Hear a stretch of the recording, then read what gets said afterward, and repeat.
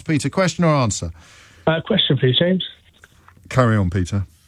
So, me and my wife moved into a new house on Saturday.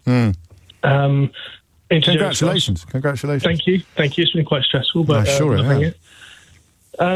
So, I went into the downstairs toilet. Steady.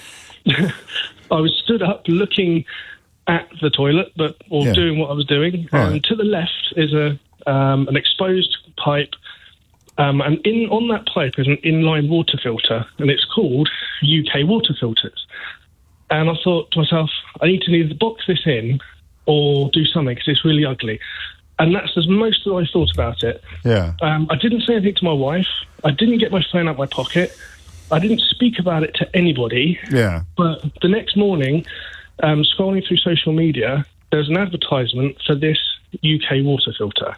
And I can understand it if I'd mentioned it to somebody or if I'd had my phone out taking pictures or something, but I didn't speak about it. I didn't search it, look it up. It was from the minute I entered the room, I saw it, thought about it for 15 seconds, left the room, didn't even mention it to my wife because she'd find it boring. Surely not, but you thought you'd ring me. I thought I'd ring you, yeah. I mean, there are two possible answers to this question. And oddly, it's something I've been looking into a bit lately. The first is it is just a complete coincidence. I'd never heard of the company before either, though. No, so, I mean, it doesn't. I mean, there's loads of companies that you encounter for the first time on social media that you've never heard of before. It's just that this was in your mind, so you notice it because of recency syndrome or whatever it's called. Do you see what I mean? But the other one is that your phone does know that you've just moved house. Okay. And so your algorithm may be serving up things that have been proven to be popular with people that have recently moved house.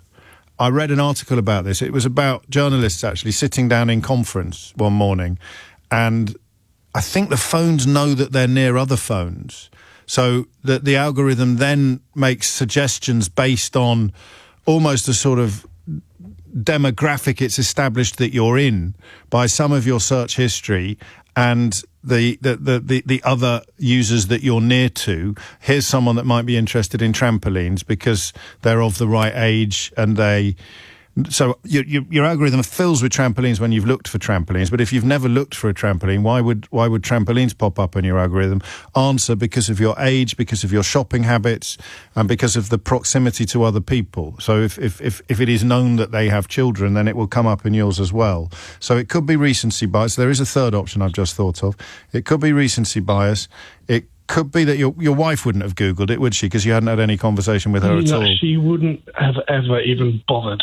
It could be a complete coincidence. It could be that they realise you have recently moved house and water filters are one of the things people who've recently moved house are most likely to look for. Or you could have been talking in your sleep. Well, I do that and fall out of bed a lot in my sleep. But, I'm going to leave it on the board because I've only just sort of done my thinking out loud. I did wonder a fourth option if maybe the previous owners had also ordered one of these filters and my phone knows that I am there where somebody has delivered this item before. Yeah, I'd probably file that under option 2, but we'll call that option 4, is that the previous owners had Googled it and had one delivered, or this one delivered that I'm looking at. Yeah. So is it? So really, it's a complete coincidence or something else? And if it's something else, can someone tell us what it is? That's correct. Yeah. I like it a lot. Have you got everything unpacked yet? No, doing decorating at the minute.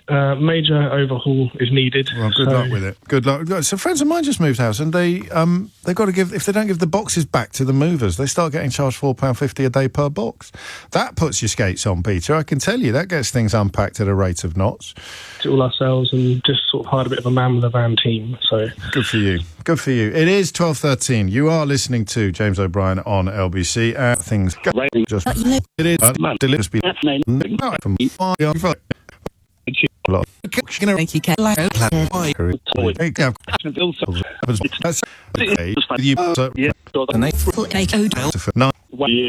round of applause for Jeff. Absolutely vintage mystery hour. Collins in Brent. Question or answer?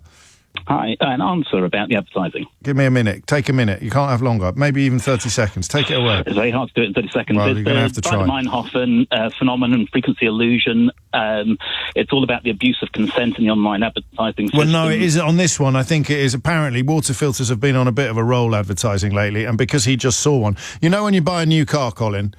Yep. And you're driving around and you suddenly notice all the other cars that are the same make? Yes, that's the frequency illusion. It's the frequency illusion. That's what's happened here. Qualifications? Yeah, but it's ran the online advertising systems for a very, very large organisation, 10 billion monthly impressions. Look at that. But it's audience-based advertising versus contextual advertising.